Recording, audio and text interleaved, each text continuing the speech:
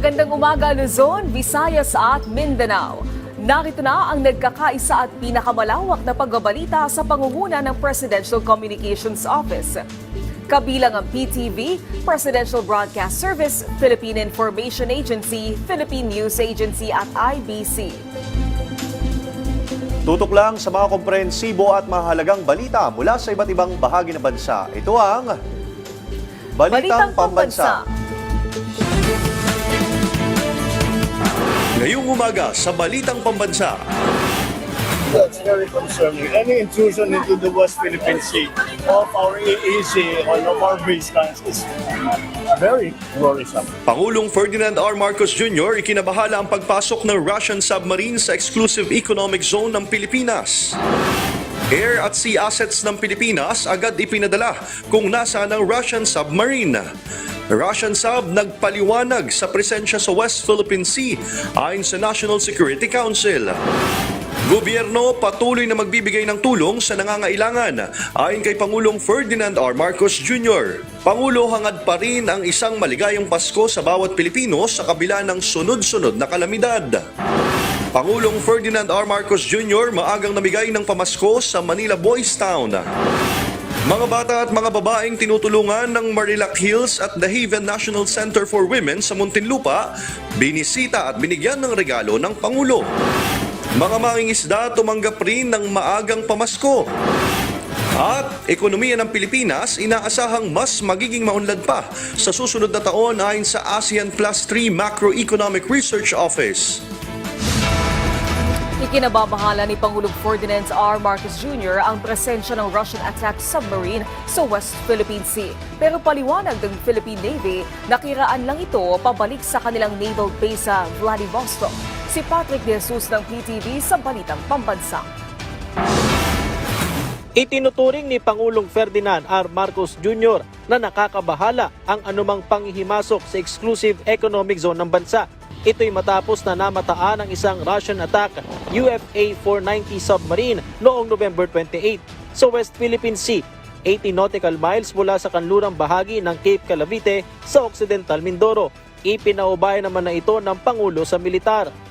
That's very concerning. Any intrusion into the West Philippine Sea of our EEZ or of our base camps is very worrisome. Ayon sa Armed Forces of the Philippines, kagad ineskorta ng barko ng Philippine Navy na BRP Jose Rizal ang Russian submarine. Nag-deploy din ng aircraft ang Navy para bantayan ang galaw ng submarine. Sabi ng AFP, sumagot naman sa radio communication ang crew ng submarine ng Russia. Nanggaling umano ito sa Malaysia matapos ang military exercise kasama ang Royal Malaysian Navy. Hinihintay lamang daw nila ang pagbuti ng panahon bago magpatuloy sa paglalayag pabalik sa kanilang naval base sa Vladivostok, Russia. Nabigla kami. Bakit may na-detect ang Russian submarine? Sapagkat hindi naman pangkaraniwan na may dumadaan sa atin na submarine, ang kagandahan doon, nakapag-responde naman tayo, yung ating mga aircraft at ating mga barko. Wala namang anumang iligal na aktibidad na namonitor mula sa Russian submarine na nakaibabaw sa tubig nang dumaan sa West Philippine Sea. In the same manner, pag ang ating mga barko naman, for example, napunta sa ibang bansa at dumaan doon sa exclusive economic zone ng ibang bansa, they are also given the right of freedom of navigation and innocent passage. Basta wala naman silang ginagawang mali or labag sa mga batas ng bansang yun. Para sa isang maritime law expert, hindi may tuturing na banta ang pagdaan ng submarine ng Russia. It cannot be a threat because it's a submarine on the surface. That's not a threat. Since it's on the surface, it's actually announcing itself. Mula sa People's Television Network, Patrick De Jesus para sa Balita Pambansa. May pa-early Christmas gift si Pangulong Ferdinand R. Marcos Jr. sa mga kabataan sa Manila Boys Town, kung saan higit 700 individual ang naabutan ng maagang regalo ng Pangulo. Si Clazel Pardilla ng PTV sa Balitang Pambansa. Habang papalapit ang Pasko, puspusa na ang paghatid ni Pangulong Ferdinand R. Marcos Jr. ng aginaldo. Tinarget ni Pangulong Marcos ang Manila Boys Town, pasilidad para sa mga ulilang bata, walang matirahan, nakatatanda at may kapansanan. Higit 700 individual ang naabutan ng maagang regalo ng Pangulo. Handog ang kahon-kahong Christmas package, essential goods, bigas at hygiene supplies. Merry Christmas po sa inyo lahat. Kami po ay nandito dahil talagang nagsimula na ang Christmas season. Paskong Pasko na. At sino ba ang dapat nating puntahan at magregalo? Kaya kami nandito para magdala ng kaunting regalo. 77 taon nang nagbibigay ng tahanan, kalinga at suporta ang Manila Boys Town.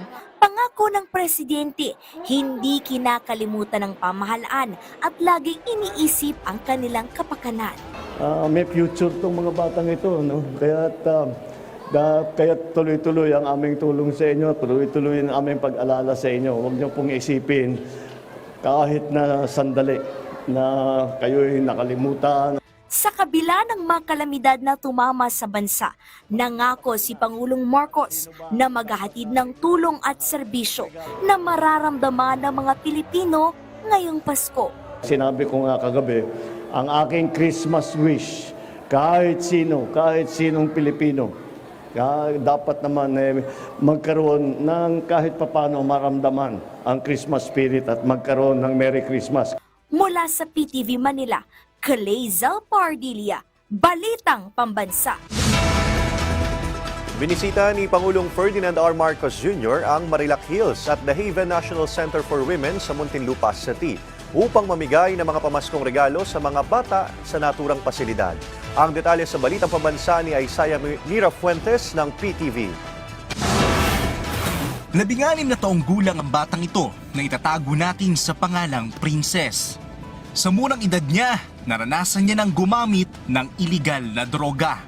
Noong nakaraang taon nang siya ay maaresto, may problema po ako dahil sa family ko, kaya po ako na-involved sa drugs. naghiwalay ang kanyang mga magulang at ang kanyang ina ay nag-asawa naman ng iba. Pero sa bagong asawa pala ng kanyang nanay, matitikman ang malagim na parte ng kanyang buhay. Palagi raw siyang hinihipuan at sinasabihan ng masakit na salita. Sinusumbatan po ako ng kinakasama po ni mama. Tapos sabi niya po sa akin na hindi daw po kami mabubuhay kung wala siya at di rin po makakapag-aral. Kaya po naisipan ko pong magrebelde nun. Isa siya sa mga batang binisita ngayon ni Pangulong Ferdinand Bongbong Marcos Jr. Binisita ng Pangulo ang Marilac Hills at The Haven National Center for Women sa Muntinlupa. Ang mga ito ay tirahan ng mga batang babae na nakaranas ng pang-abuso at ng ilan naman ay nagkaroon ng pagkakasala sa batas sa kanilang murang edad. Senador pa ako at civilian pa ako, pupunta ako rito. At dahil pagpunta ko rito, lagi ako napapangiti. Nagbigay ng mga pamaskong regalo para kahit papaano ay maibsan ang kalungkutan na nararanasan ng mga bata. Pagdating ko rito, talagang naramdaman ko na ang Pasko. At nakikita ko sa mukha ninyo Alam niyo, pagdating pa lang ng Pangulo ay naghandog ng sayaw at kanta ang mga bata. Ang Marilac Hills ay naitayo sa panahon ng ama ng Pangulo na si former President Ferdinand Marcos Sr. At ito ay proyekto ng kanyang ina na si dating First Lady Imelda Romualdez Marcos. Natutuwa kami kasi siyempre pag ang presidente ay may pagtingin sa mga sa mga mahihirap, lalo yung mga naaapi ng mga kabataan natin, mga abandoned children. Ibig sabihin, mabuti siyang tao, di po ba? Simula 2017 nang magsimulang bumisita ang Pangulo sa lugar. Taon-taon, maliban noong pandemya, ay nagbibigay siya ng regalo sa mga bata. Sa kanyang mensahe, paalala ng Pangulo na tuloy ang Pasko sa kabila ng pagsubok na ating pinagdadaanan. ano naman, kahit na tinamaan tayo ng kung ano ng bagyo, kahit na nasunugan ng mga iba't ibang lugar, kahit papano, tiyakin natin, tayong lahat, kami lahat, na lahat ng Pilipino, lalo na itong mga maliliit, itong mga bata, dapat ang mga bata kahit papano makaramdam ng Pasko. Hindi matitinag ng kahit anong unos ang Paskong Pinoy at wala nang tatalo pa sa Pasko ng Pinas. Mula sa PTV, Isaiah Mirafuentes, Balitang Pambansa. Kasabay ng pagpapailaw sa Christmas tree sa Malacanang, nagpahayag si Pangulong Ferdinand R. Marcos Jr. ng kanyang hangad na maramdaman ng lahat ng Pilipino ang kasiyahang dala ng Pasko. Si Alan Francisco ng PTV sa Balitang Pambansa. It is a joyful time for all Filipinos. But as we celebrate, all I'd like is to ask you to hold a thought for all those people who up to now are trying to recover from the effects of the 6 typhoons that we suffered in 23 days. Many of them are still in shelters. Many of them are still in need. And all of these disasters, like I just came and saw some victims of fires. All of these people, let's just keep them in mind and do what Filipinos do. Let's help each other. Simple pero makabuluhan ang Christmas message ni Pangulong Ferdinand R. Marcos Jr. sa mga Pilipino, lalo na sa mga biktima ng mga nagdaang bagyo. Sina Pangulong Marcos Jr. at First Lady Liza Araneta Marcos ang nanguna sa taunang Christmas tree lighting, kung saan kinilala rin ng Pangulo ang katapangan ng mga Pilipino na hindi agad sumusuko at patuloy na bumangon ngayong paparating na Pasko. And my Christmas wish is that despite everything, that no Filipino has, every Filipino should feel somehow Christmas. Because after all, no matter how many typhoons they throw at us, no matter how many problems are thrown at us, there's nothing that will quench the Christmas spirit in the Filipino heart. In every child, man, woman, Filipino, hindi mo na matatanggal sa Pilipinas yan. Tampok din sa programa ang pagkilala sa mga nagwagi sa ikatlong taon ng Isang Bituin, Isang Mithiin. Ito'y nationwide lantern making contest sa iba't ibang state colleges and universities sa bansa na layong bigyang pugay ang talento ng mga Pilipino sa paglikha ng mga parol. Nakatanggap ng 1 milyong piso, laptop at iba pang gantimpala ang nakasungkit ng grand prize. Our theme this year is about hope and resiliency. So it's beautiful because the paroles that all the students made, we partnered with DepEd this year. Tinanghal din ang puso ng Pasko na 1 oras na ballet ng Alice Reyes dance performance. Exciting ang bawat indak na sinabayan yan ng mga musika ni Master Ryan Cayabyab. My experience here is really good. So dun po sa ballet, I really liked it because my sister also dances, and also I felt the spirit of Christmas. Sobrang ganda po ng performance ng mga tao po nag-perform sa stage. Sobrang ganda po, sobrang napakanga po nila ako. Naghandog din ng Christmas caroling ang tinaguriang Father of Christmas Songs na si Jose Marichan. Kasama niya ang Pinoy theater actress na si Carla Laforteza. Proyekto ang event ng Office of the President at Social Secretary Office. Mula sa PTV, Alan Francisco, Balitang Pambansa. Namahagi din ng pamaskong handog ng Philippine Coast Guard sa mga kababayan nating mangingisda sa West Philippine Sea. Hinikayat naman ng PCG ang mga Pilipino na patuloy lang na mangisda sa ating teritoryo. Si Vel Custodio ng PTV sa Balitang Pambansa. Tubong Negros Oriental si Mang Junjun, pero pinili niya makipagsapalaran ng mangisda sa West Philippine Sea dahil mas masagana niya ang huli ng isda. Pero humina raw ang huli nang dumami ang mga barko ng China sa West Philippine Sea. Kagaya nakaraan, ma'am, yung pagpasok pa lang namin dito sa tira na ito, inaharang na kami agad. Madalas po ba yun? Naharang kayo? Madalas. Nagalipat kami ng iba-ibang namin, kuha namin ng isda. Ganun din. Inaharas din kami po. Tapos ginababaan pa kami ng mga ng rib nila. Ginapalis kami, ginapawi kami. Kung dati, nakakapangisda pa sila sa Sabina Shoal, ngayon, delikado na raw. Minsan po, 3, 2, ganyan. Minsan po, may pa. Yan, Chinese Navy na gaano sa amin. Nag-aarang. Sa mahigit 1 dekada na ring nangingisda, naging saksi si Mang Arnel sa pagkonti ng mga nahuhuling isda sa West Philippine Sea. Malaya kami makapag-isa dito kasi walang may nag-aabang. Dati pero ngayon, masyadong mahirap lang, may lang. Pero dahil sa pag-alalay ng Philippine Coast Guard, mas nagkakaroon na sila ng kalayaang makapangisda sa mga bahagi ng dagat na hindi na nila napupuntahan. Malaking tulong po sa amin, kagaya ngayon, kung papasok kami ng ibang area naman, na may kasamang Philippine Coast Guard, makakapasok kami. Kasi ginaanuhan man kami, ginaalalayan para makapasok kami sa area namin. Para makapangawin kami ng maganda.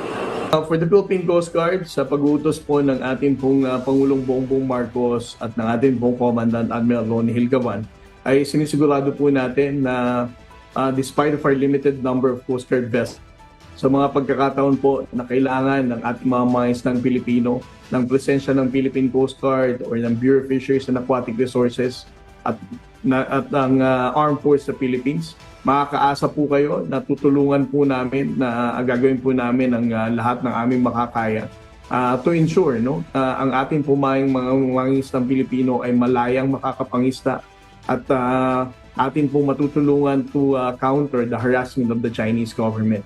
Ito po ang direksyon ng ating National Task Force West Philippine Sea to encourage more Filipino fishermen na mangisda sa West Philippine Sea dahil ang yaman po nito sa West Philippine Sea ay para po sa Pilipinas. Ngayong pumasok na ang Disyembre, dagdag tulong pa ng PCG ang mga pamaskong handog para sa mga mangingisda. Ang intention ni Commandant, every time we patrol sa West Philippine Sea, not just in Luzon Reef but even in Bajo de Masinloc, ay dahil papalapit na ang Pasko, ay magkaroon ng mga gift packs, grocery items. At least makapagbigay tayo ng saya sa mga mangingisdang Pilipino. Salamat po kami kay President Bongbong Marcos at sa Philippine Coast Guard na bigay ng tulong at suporta sa aming mangingisda. Merry Christmas! Mula sa People's Television Network, Vel Custodio para sa Balitang Pambansa. Inaasahan ng ASEAN Plus 3 Macroeconomic Research Office o AMRO na lalakas ang ekonomiya ng Pilipinas ngayong 2024 at 2025 kung saan naabot sa 5.8% mula 5.5% noong 2023. Ito'y dahil sa mas mataas na paggasta ng gobyerno at magandang kondisyon sa merkado ng trabaho. Inaasahan ding bababa ang inflation sa 3.2% mula 6% noong 2023. Gayunpaman, may mga panganib tulad ng pagtaas ng inflation at pagbaba ng kalakalan sa ibang bansa. Itinutulak ng AMRO na mapanatili ang kasalukuyang fiscal at monetary policy, ngunit maaari itong ayusin kung magpapatuloy ang pagbaba ng inflation. Ikinababahala ng National Security Council ang pagpupursige ng Makabayan Bloc na maisakatuparan ng impeachment complaint laban kay Vice President Sara Duterte. Si Alvin Baltazar ng Radyo Pilipinas sa Balitang Pambansa Live.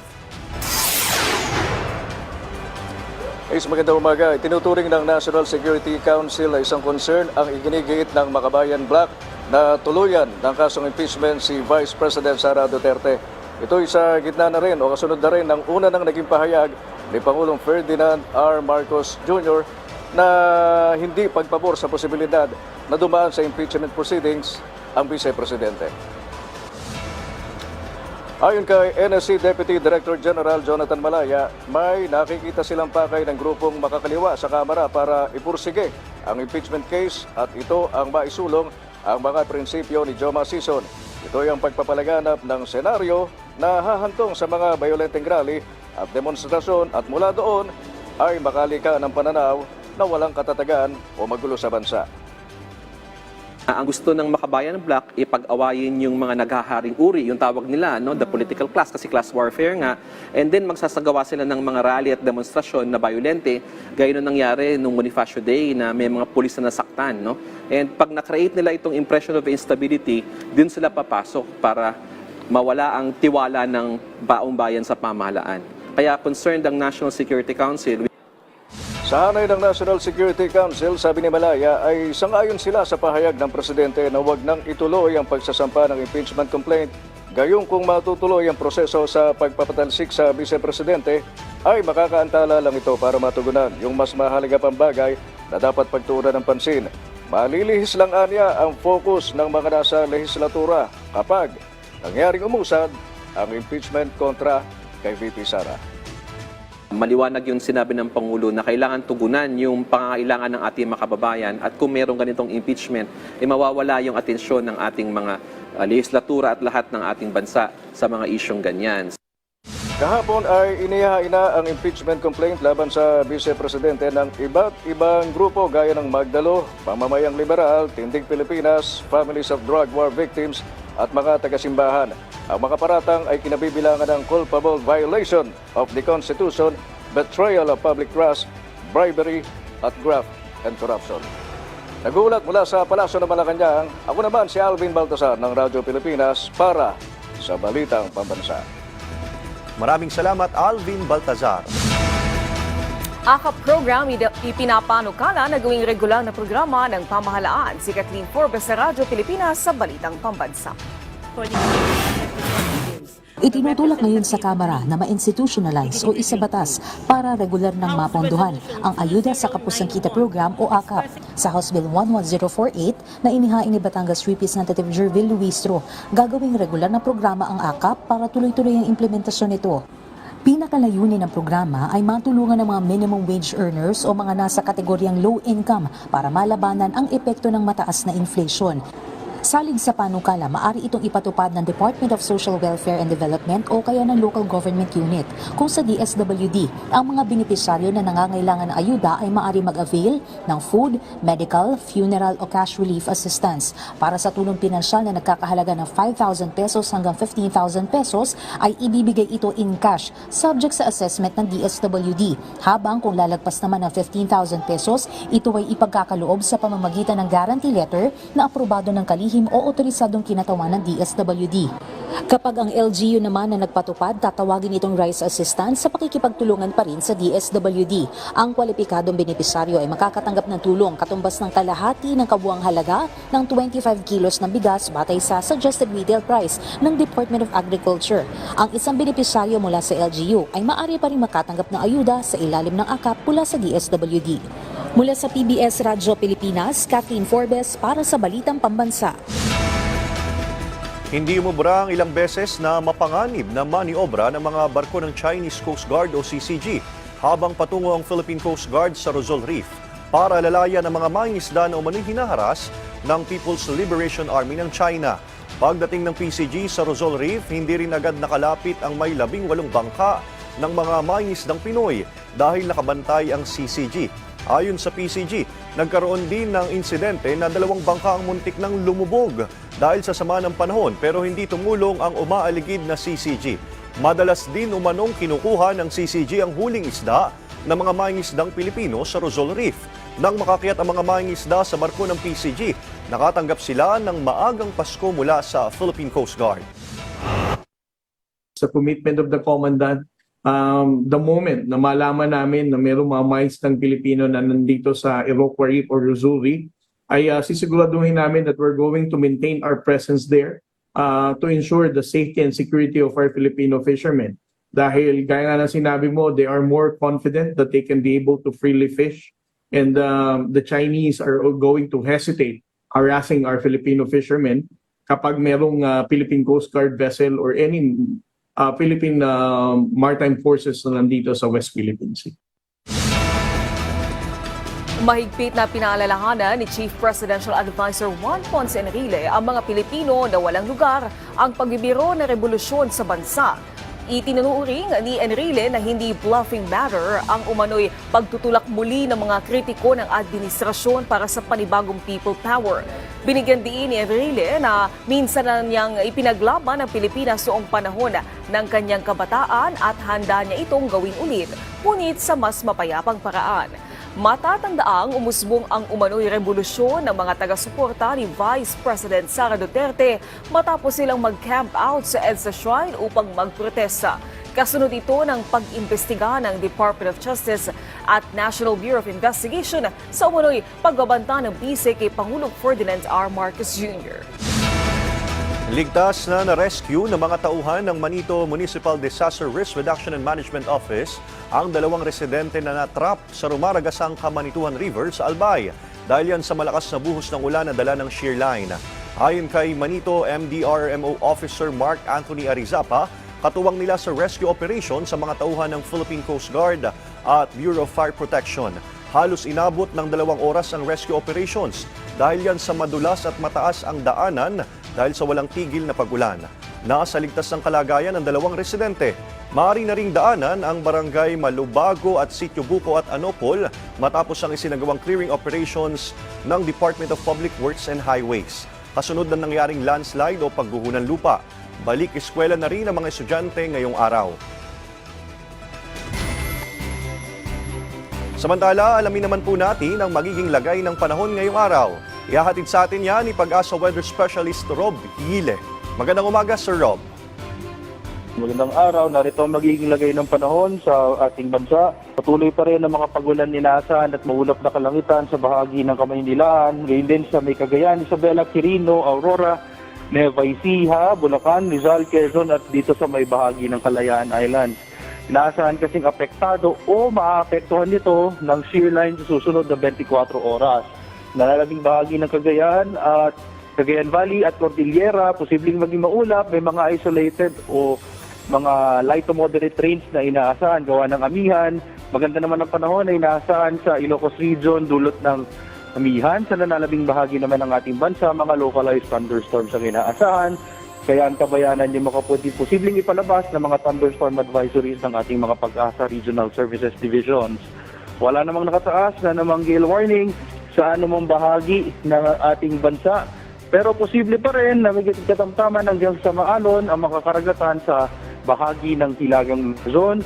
Mga gumagamit ng maliliit sa sakyang pandagat, iba yung pag-iingat ng pairalin at kung hindi naman kinakailangan at ay wag na pong pumalaot. Wala naman tayong binabantayan ang namang low pressure area sa loob at labas ng ating bansa na maaaring makaapekto sa susunod na 3 hanggang 5 araw. Yan, latest mula sa Pag-asa, Rob Hile, magandang umaga. Maraming salamat, Pag-asa Weather Specialist Rob Hile. Pagpapalawig ng Walang Gutom 2027 Food Stamp Program sa ilang lugar sa Visayas layon ngayon ng Department of Social Welfare and Development. Si Brenna Manubag Dagoon ng IBC 13 sa Balitang Pambansa. Kasama na ngayon ang lalawigan ng Iloilo at Antique sa mas malawak na pagpapatupad ng Walang Gutom 2027 Food Stamp Program ng administrasyon ni Pangulong Marcos Jr. Mula sa target na 300,000 na mga pamilyang benepisyaryo ngayong taon, 43,021 dyan ang mula sa Western Visayas, 28,124 mula sa Negros Occidental, 10,560 mula sa Iloilo at 4,337 mula sa Antique. Gayunpaman, hindi agad naabot na targetin na ito dahil marami ang mga pamilya rin ang nauna nang nakarestro sa Pantawid Pamilyang Pilipino Program o 4Ps. Ang solusyon, palawakin pa ang pagpapatupad nito sa Antique at Iloilo. Sa Negros Occidental, 16,426 na pamilya na ang nakakuha ng kanilang EBT card noong nakaraang Nobyembre at 15 nitong taon. Bawat isa sa kanila ay bibigyan ng electronic benefit transfer card na naglalaman ng tag 3,000 pesos kada buwan para magamit din ang pambili ng pagkain mula sa mga natukoy na pamilihan ng Department of Social Welfare and Development o DSWD at ng lokal na pamahalaan. Meron kaming food basket na tawag namin dyan. 50% ay carbohydrates, 30% ay protein, and then 20% yung fats, oil, and so on and so forth. So for example, kapag carbohydrates, nandiyan yung rice, merong rice, may vegetables, and then pag fats, even mantika, kasali siya, mantika, may fruits, condiments, basta equivalent siya dun sa 3,000 pesos. Dun sa mga partners or accredited na mga retailers na nasa tawag yan, registry ng BPLSO, yung Permits and Licenses Office ng Local Government. Patuloy din ang pag-validate ng DSWD sa iba pang benepisyaryo para hindi matiyak na nadodoble ang pagkakasama ng isang pamilya sa mga programa ng pamahalaan. Nang sa gayon ay mas marami pang mga pamilya ang mabigyan ng tulong. Mula sa IBC 13, Rena Manubag Dagoon para sa Balitang Pambansa.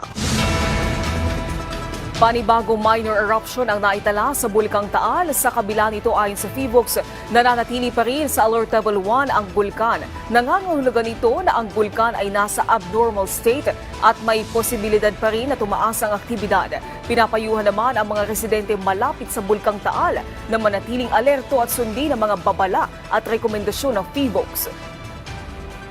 At samantala, para naman mabigyan tayo ng update kaugnay sa sitwasyon ng Bulkang Taal, makakausap natin sa telepono si PHIVOLCS Director Dr. Teresito Bacolcol. Magandang umaga po, Ginoong Bacolcol.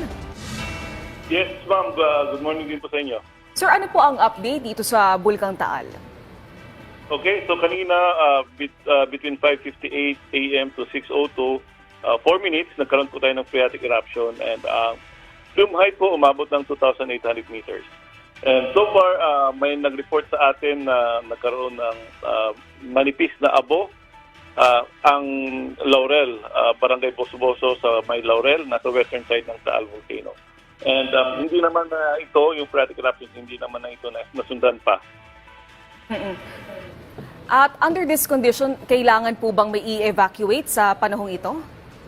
Wala naman po kasi manipis lang din naman yung ang nag-report sa atin is yung Laurel lamang, manipis lamang naman yung abo and hindi po kailangang mag-evacuate yung mga tao. Basta wag lang po sila pumasok doon sa Taal Volcano Island because the whole island is a permanent danger zone. Ano po yung pagkakaiba nito doon sa mga naitalang minor eruption itong mga nakaraang araw, Doc? Pareho lang naman po, mga phreatic eruptions din po yung mga na-report, na-observe natin for the past few days noong November 29, nagkaroon tayo ng minor phreatic eruption, umabot ng 1,200 meters and noong November 28 din, 1,500 meters. Basically, lahat yan phreatic eruptions po. Ano po yung panganib na dala nito at senyalis po ba ito na posibleng magkaroon ng mas malaking pagsabog? Hopefully hindi naman.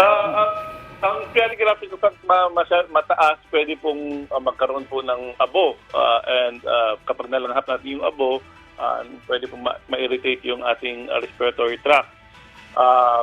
So, payo natin sa mga kababayan natin na kapag nangyari ito, magsuot po sila ng face mask. And kung sinyalis ba ito for a bigger eruption, hindi po natin masabi. For now, dalawa lamang yung may mga parameters na tinitingnan, iba pang mga parameters na tinitingnan para masabi natin na if this will lead to a major eruption. For the past 24 hours, dalawang volcanic earthquakes lamang yung naitala natin sa Taal Volcano. And this is very important parameter kasi kapag dumadami yung lindol natin, ibig sabihin may magma na umaakyat. And kapag nangyari ito, pwede magkaroon ng major eruption. But so far, as I've said, dalawa lamang yung naitala natin na volcanic earthquakes for the past 24 hours. Okay, maraming salamat po sa inyong oras, Director Bacolcol. At maraming salamat sa pagsama sa amin ngayong umaga. Tumutok muli sa ating programa mamayang alas 12 ng tanghali kasama ang buong pwersa ng Presidential Communications Office. Ako po si Ace Medrano mula sa IBC 13.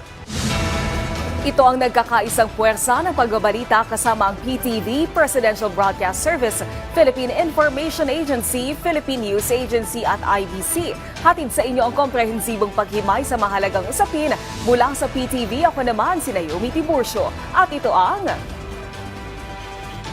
Balitang Pambansa.